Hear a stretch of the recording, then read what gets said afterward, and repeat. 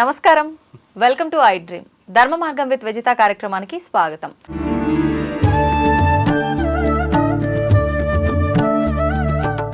ప్రస్తుతం మనతో పాటు ఉన్నారు ప్రముఖ జ్యోతిష్య వాస్తు పండితులు బ్రహ్మశ్రీ దైవజ్ఞ వీరాపురం సుబ్రహ్మణ్య స్వామి గారు. ఇప్పుడు వారితో మాట్లాడి మనకున్న సందేహాలన్నింటినీ కూడా నివృత్తి చేసుకునే ప్రయత్నం చేద్దాం.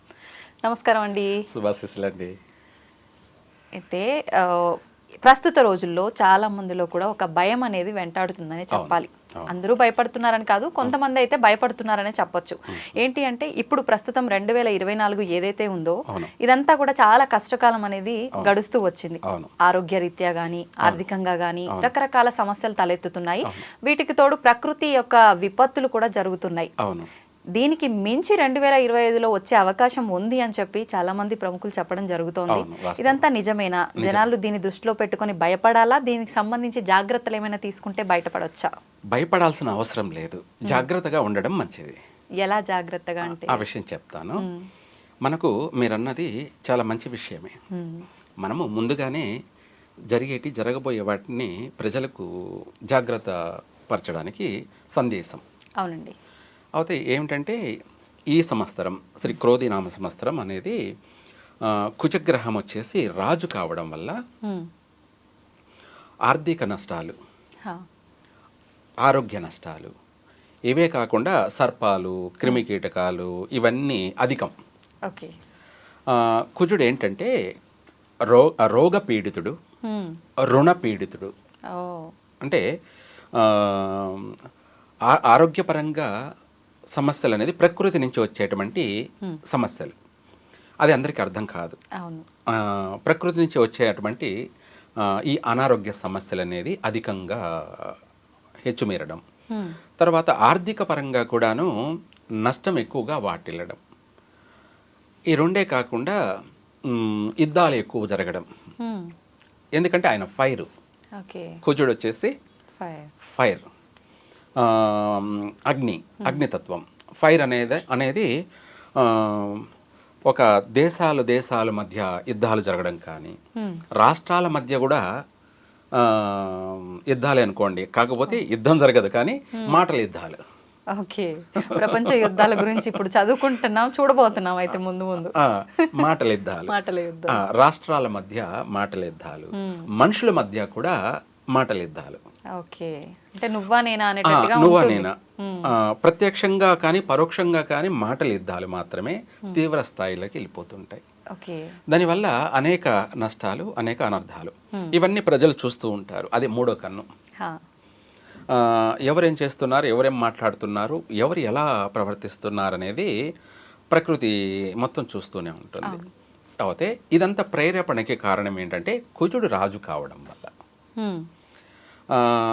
ఇదొకటి. ఇదే కాకుండా నెక్స్ట్ ఇయర్ అంటే జనవరి నుంచి అనుకోండి, మనకు తెలుగు ప్రకారంగా ఉగాది నుంచి, అవునండి, ఇంగ్లీష్ ప్రకారంగా మన ఆంగ్ల సంవత్సర ప్రకారం జనవరి నుంచి. అవును. ఇలా తీసుకుంటే ప్రస్తుతానికి విపత్తులు అనే విషయానికి వచ్చేటప్పటికి ఈ కుజుడు ఇందాక చెప్పుకున్నాం కదా, ఫైర్ అని. అవునండి. ఈయన కారణంగా గ్రహ యొక్క ఆకర్షణ, మనిషికి ఎలా చూపులు ఆకర్షణ అనేది జరుగుతుందో అలా ఆ గ్రహానికి భూమికి ఆకర్షణ శక్తి అనేది కలుగుతుంది. తద్వారా ఏర్పడేటువంటి సమస్యలే భూకంపాలు కానీ, అలాగే సునామీలు కానీ. భూకంపం ఏర్పడేదానికి కారణం ఏంటంటే మనిషి సైన్స్ ప్రకారంగా ఆలోచన, థింకింగ్. అంటే సృష్టి అనేది కుజగ్రహం ప్రభావంగా వచ్చేటువంటి భూకంపము, సునామీ అనేది రీజన్. మనం కనిపెట్టేది, మనం క్రియేట్ చేసి చెప్పేది ఏంటంటే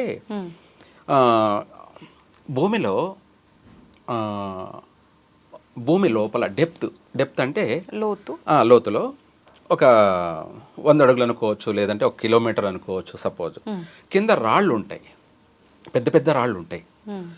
అవేంటంటే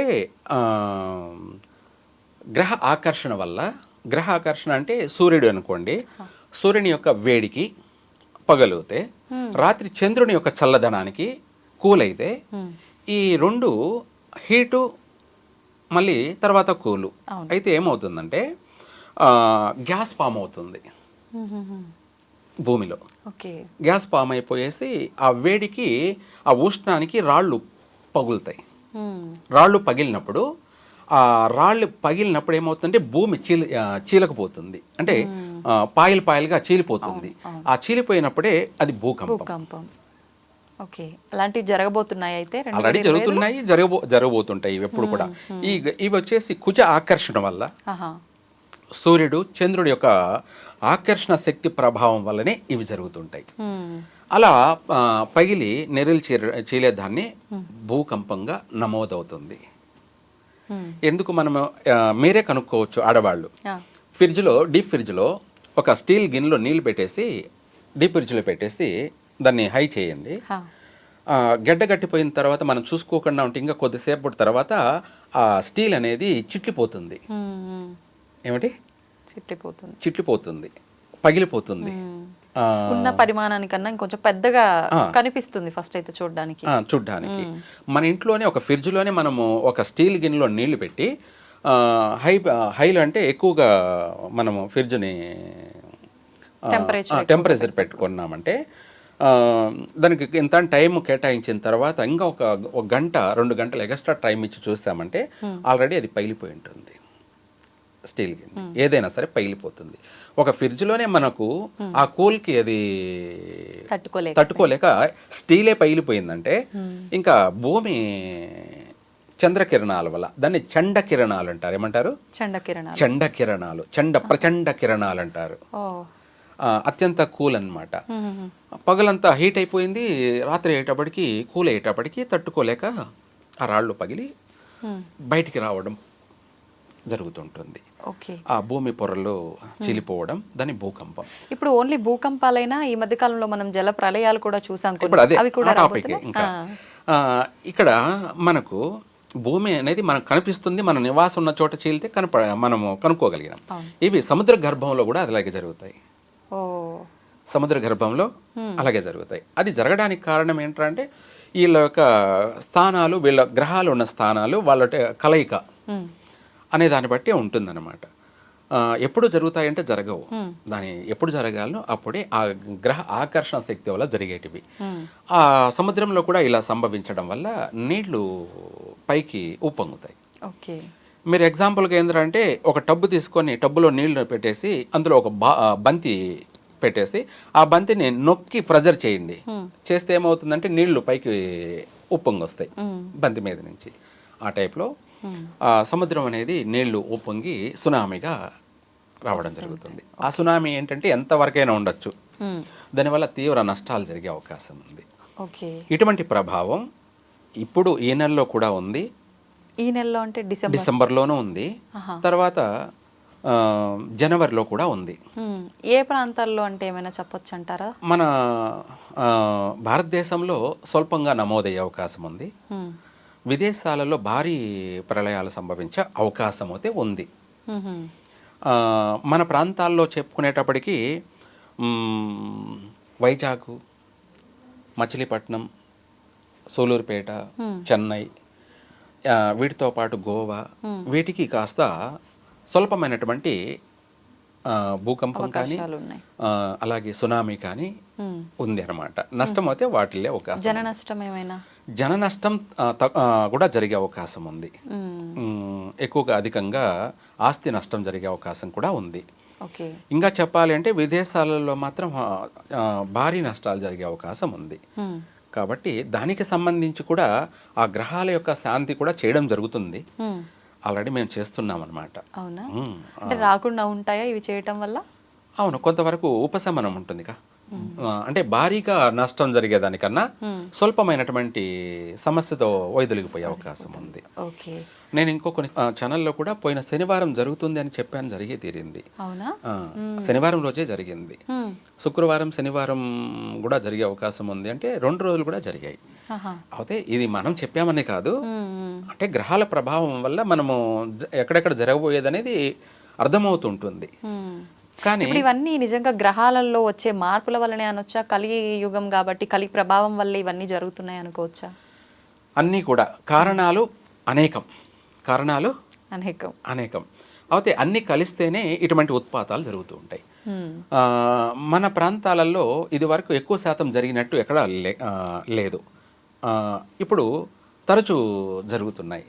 అంటే ఇంకా జరిగే అవకాశం కూడా ఉంది. దీనివల్ల జన నష్టం కన్నా ఆస్తి నష్టాలు జరిగే అవకాశం అధికంగా ఉంది.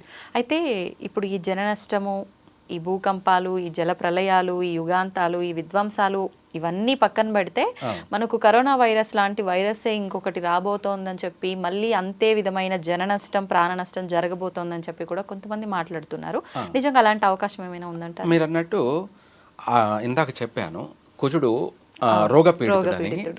ఆ సమస్య అనేది ఉంది, కానీ అంత భారీ నష్టం జరగదు. మొన్నసారి కోవిడ్ వల్ల జరిగినంత జన నష్టం జరగదు.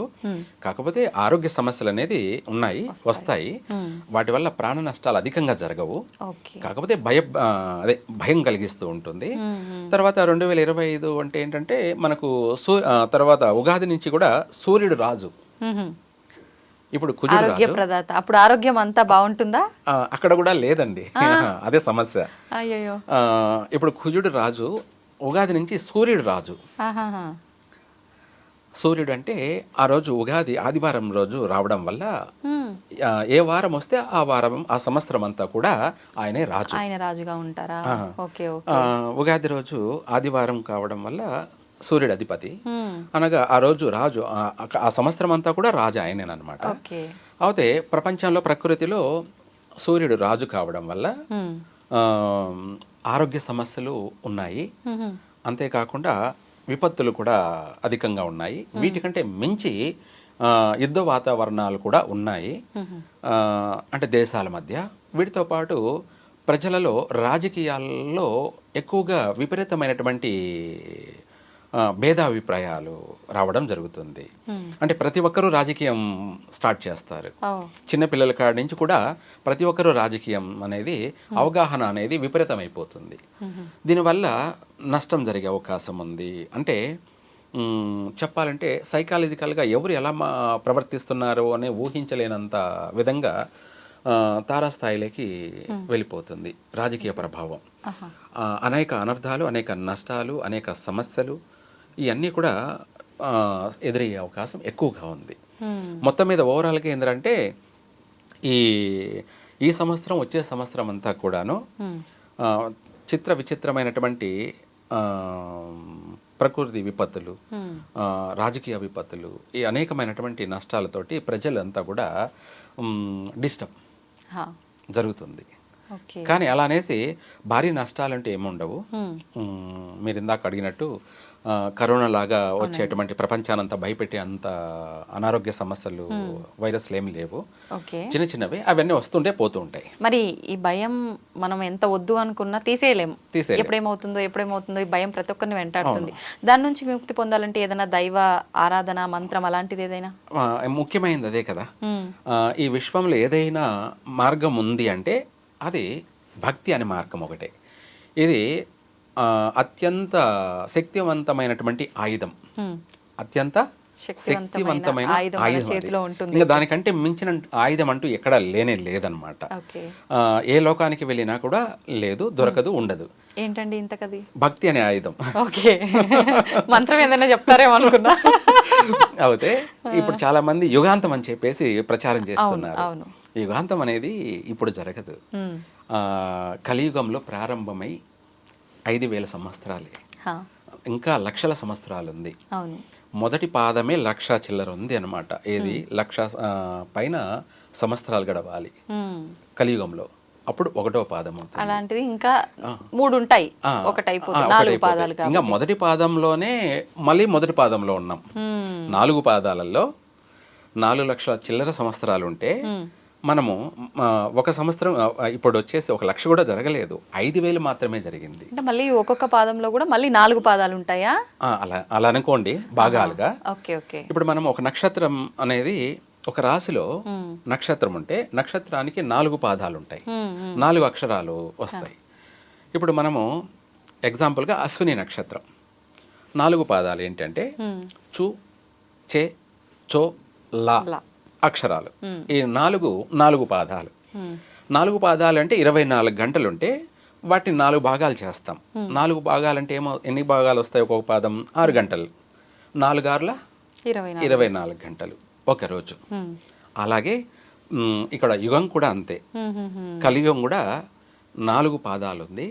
ఈ 4 పాదాల్లో ఒక పాదానికి 6 గంటలు ఎలా మనము నిర్ణయించామో అదే విధంగా ఒక్కొక్క పాదానికి 1,00,000 చిల్లర సంవత్సరాలు ఉంది.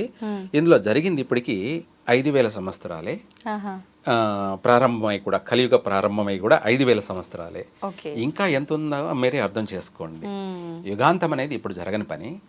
కానీ ఇటువంటి యుద్ధాలు, వాతావరణాలు, ఆరోగ్యపరమైనటువంటి దేశమంతా పీడించేటువంటి వైరస్లు, ఇటువంటివన్నీ కూడా వస్తూ ఉంటాయి, పోతూ ఉంటాయి. కానీ భారతీయులకి, భారతదేశానికి ఎటువంటి నష్టమూ లేదు. ఎవరు భయపడాల్సిన అవసరమూ లేదు. నిజంగా సంతోషించదగ్గ విషయం అండి. వచ్చినా మనం తట్టుకునే శక్తి మనకు వస్తుంది అంటే భక్తి రూపంలో వస్తుంది.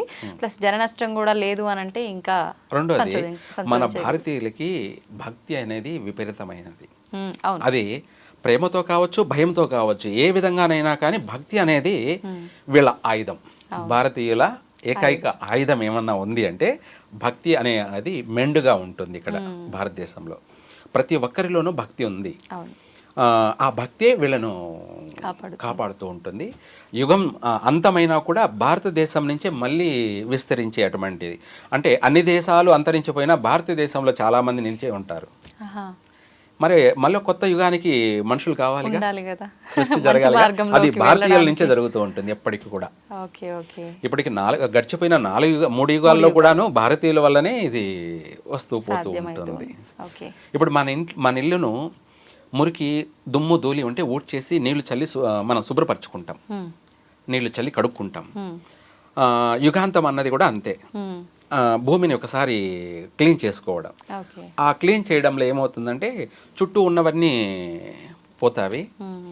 నడిబొడ్డు మూలమైంది భారతదేశం కాబట్టి ఈ భారతదేశంలో ఉన్నటువంటి ప్రజలు చాలా వరకు మిగిలే ఉంటారు. వాళ్ళ నుంచి మళ్ళీ సృష్టి ప్రారంభమవుతుంది. వాళ్ళ నుంచి విస్తరించి మళ్ళీ అనేక దేశాలుగా ఏర్పడుతూ ఉంటాయి. ఇప్పుడు నేను ఎగ్జాంపుల్, నేను ఎక్కడో పుట్టాను, ఇక్కడ వచ్చి ఉంటున్నానంటే అలాగే ఇంకెక్కడో వెళ్ళి జీవిస్తుంటాను. అలా నేను నా సంతతి అంతా కూడా పెరుగుతూ లక్షల సంవత్సరాలు గడిచేటప్పటికి ఎంతోమంది లక్షలాది జనాలుగా ఏర్పడుతుంటాం. అలా ఎవరెవరి జీవితానికి సంబంధించి అక్కడ రాష్ట్రాలు, దేశాలుగా ఉద్భవిస్తూ ఉంటుంది, తయారవుతుంటుంది. అంతే తప్ప ఇక్కడ అక్కడే పుట్టారు, అక్కడ ఉన్నారనేది ఏం లేదు. దీని అన్నిటికీ మూలమైంది, కేంద్రమైంది భారతదేశం. అందులోనూ తెలుగుదేశం. తెలుగుదేశం ఇదే మూలమైంది. నిజంగా చాలా మంచి మాట చెప్పారండి. ధన్యవాదాలు. శుభాశీస్సులండి.